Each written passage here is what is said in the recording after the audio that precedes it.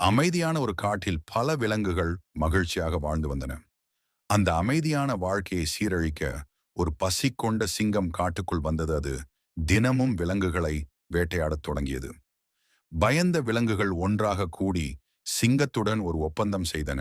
தினமும் ஒரு விலங்கு அதற்காகவே செல்லட்டும், மற்ற விலங்குகளை வேட்டையாடக்கூடாது என்றன. சிங்கம் அதற்கு ஒப்புக்கொண்டது.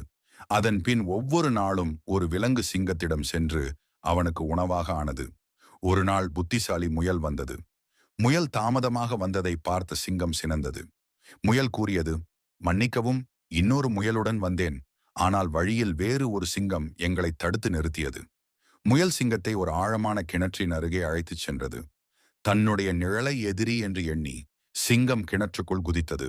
விலங்குகள் அனைவரும் சந்தோஷமாக முயலை சுற்றி குதித்தன. புத்திசாலித்தனமே சக்தி. இந்த வீடியோ உங்களுக்கு பிடிச்சிருந்தால் லைக் பண்ணுங்க, ஷேர் பண்ணுங்க, மறக்காம சப்ஸ்கிரைப் பண்ணுங்க.